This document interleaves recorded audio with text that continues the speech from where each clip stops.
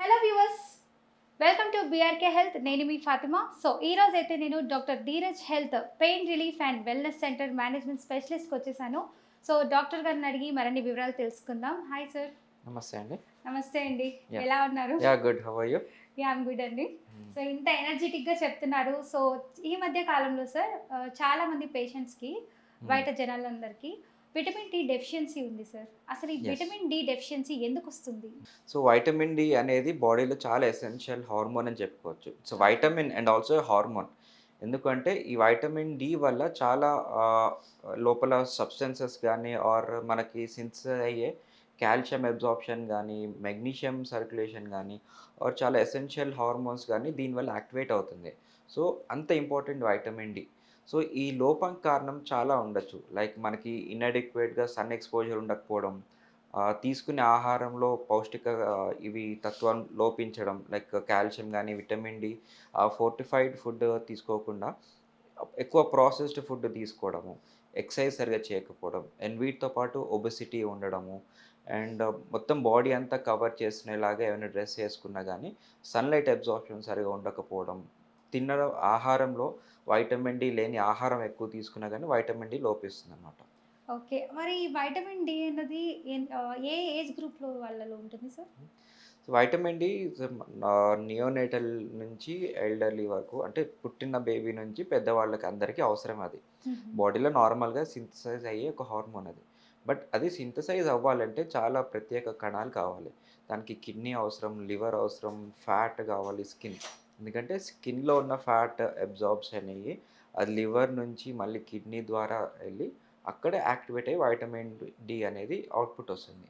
So, హుహు. కొంతమందికి సడెన్‌గా మోకాలు నొప్పులు గానీ, joint pains, body pains, so, రకరకాల నొప్పులతో బాధపడతా ఉంటారు. సో, హ్మ్. వాళ్ళకి అండర్‌లైన్ కండిషన్ వైటమిన్ ఇ డెఫిషియన్సీ గూడా ఉండొచ్చు.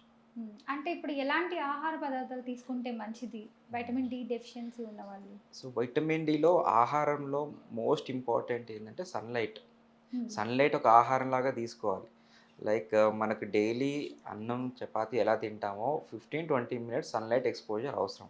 హ్మ్. అది ఎర్లీ మార్నింగ్ ఉండొచ్చు. లేకపోతే బెస్ట్ టైమ్ ఏందంటే ఒక 11-12 టైం. మధ్యాహ్నం 11-12 టైంలో మనకి సన్‌లో ఆ ప్రత్యేక అల్ట్రా వయలెట్ రేస్ ఒస్తాయి.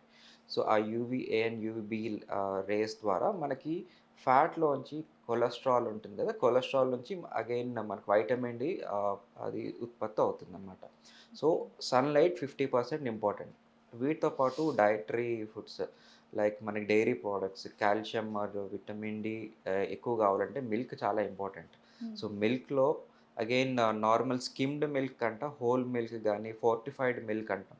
So, okay. వాటిలో బాగా ఇంపార్టెంట్. అండ్ సోయా మిల్క్ గానీ, బాదంలో కానీ, సో, ఇట్లాగా డ్రై ఫ్రూట్స్ బాదం, పిస్తా, హ్మ్. వీటిలో గూడా వైటమిన్స్ చాలా పుష్కలంగా ఉంటుంది. అట్లాగే అందరి ఇళ్లల్లో ప్రత్యేకంగా ఎక్కువగా ఎస్పెషల్లీ సౌత్ ఇండియన్స్‌లో చేసుకునేదంటే మునగాకు. సో, మునగాకులో గూడా కాల్షియం అండ్ వైటమిన్ డి చాలా పుష్కలంగా ఉంటుంది. సో, హుహు. ఇలాగా సన్‌లైట్‌తో పాటు ఈ డైటరీ చేంజెస్‌తో తోటి చూసుకోవచ్చు. అదే నాన్ వెజ్ ఉన్నారనుకోండి, నాన్ వెజిటేరియన్స్ కోసం ఫిష్ ఉంటుంది. ఆర్ ఫిష్ లివర్ ఆయిల్ అని ఉంటుంది. సో, ఫిష్‌లో బాగా వైటమిన్ డి బాగా ఉంటుంది. ఓకే. అలాగే చికెన్ గానీ, ఎగ్స్‌లో గూడా ఫోర్టిఫైడ్ ఎగ్స్ మనకి విటమిన్ డి ఇన్‌ఫ్యూజ్డ్ ఎగ్స్ గూడా దొరుకుతున్నాయి. అవి గూడా తీసుకుంటే వాళ్ళకి సప్లిమెంటేషన్ లాగా ఉంటుంది. సో, ఇవన్నీ డైలీ రిక్వైర్మెంట్ వరకు సరిపోతుంది. అదే డెఫిషియన్సీ ఉందనుకోండి, వాటికి వేరే ట్రీట్మెంట్ అవసరం పడవచ్చు. హుహు. సార్ ఇప్పుడు చాలామందయితే విటమిన్ డి తక్కువైందని చెప్పి రకరకాల టాబ్లెట్స్ యూజ్ చేస్తున్నారు. హ్మ్. సో దానివల్ల ఏమైనా సైడ్ ఎఫెక్ట్స్ అంటూ ఉంటాయా? హ్మ్. సో, ఇది డబుల్ ఎడ్జ్ స్వోర్డ్ అని చెప్పుకోవచ్చు vitamin D. Vitamin D deficiency లేకుండా దానికి మనం ట్రీట్మెంట్ చేసుకుంటే, అది హైపర్ విటమినోసిస్ డి అంటాం. సో, దానివల్ల కూడా సైడ్ ఎఫెక్ట్స్ చాలా సైడ్ ఎఫెక్ట్స్ అంటే హాస్పిటల్‌లో కూడా అడ్మిట్ అయ్యే అవకాశం ఉంటుంది. సో, హుహు. మనకి తగిన జాగ్రత్తలు లేకుండా ఆర్ మనకి ముందే టెస్ట్ ఏం చూసుకోకుండా మనం వైటమిన్ డి సప్లిమెంటేషన్ చేసుకుంటే, ఇంకా ఎఫెక్ట్స్ వచ్చే ఛాన్స్ ఉంటుంది. సో, అందుకోసమే ఫస్ట్ మనం స్క్రీనింగ్ ఇంపార్టెంట్. వైటమిన్ డిలో 2 టైప్ ఆఫ్ టెస్ట్స్ ఉంటాయన్నమాట. విటమిన్ 25 ఓహెచ్ అండ్ 1, 25 అని ఉంటుంది.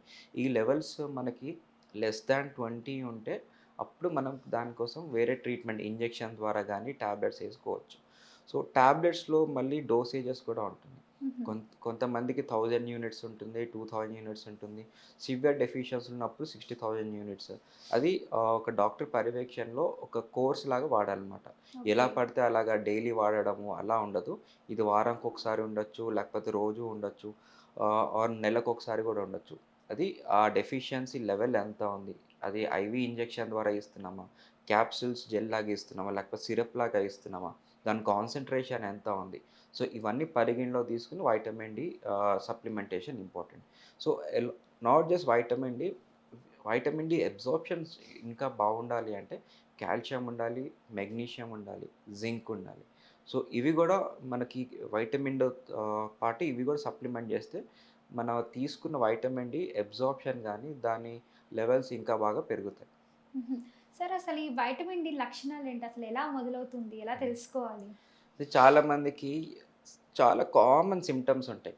నాకు మూడ్ ఫ్లక్చుయేషన్స్ వస్తున్నాయి. చిన్న చిన్న పనులకే నాకు బాడీ పెయిన్స్, మజిల్ సోర్‌నెస్ వస్తుంది. చేసే పనిలో నాకు బాగా నీరసం వచ్చేస్తుంది. అసలు పని చేయాలన్న ఉత్సాహం రావట్లేదు. ఆర్ మల్టిపుల్ జాయింట్ పెయిన్స్ అంటే ఓన్లీ మోకాలు నొప్పి, షోల్డర్ పెయిన్ అట్లా కాదు. ఎనీ బోనీ పాయింట్స్ పెయిన్ రావడం. హెడ్‌ఏక్ రావడము. సో, హ్మ్. ఇలాగ రకరకాల వేగ్ సింప్టమ్స్ ఉంటాయి. సో, ఇవన్నీ వైటమిన్ డి డెఫిషియన్సీ యొక్క లక్షణాలు. ఇవి రాకుండా ఉండాలంటే ఎలాంటి ఆహార పదార్థాలు చెప్పారు. హ్మ్. సో, దీనికి సంబంధించి ఇంకొంచెం డీటెయిల్‌గా చెప్పండి సార్. అంటే ఇది వచ్చిన వాళ్ళు ఎలాంటి జాగ్రత్తలు తీసుకుంటే మంచిది? సీ ఎస్పెషల్లీ ఫీమేల్స్‌కి 30 ఆర్ 40 ఇయర్స్ ఉన్నవాళ్ళు, వాళ్ళకి ప్రత్యేకంగా తీసుకోవాల్సింటే ah, annual checkup. Every year vitamin D test అనేది చేసుకుంటే వాళ్ళకి డెఫిషియన్సీ రాకుండా వాళ్ళు ప్రొటెక్ట్ జేసుకోవచ్చు. ఎందుకంటే ఫీమేల్స్‌లో ఎక్కువగా perimenopausal stage or post menopausal స్టేజ్‌లో సివియర్ డెఫిషియన్సీకి లోనవుతారు.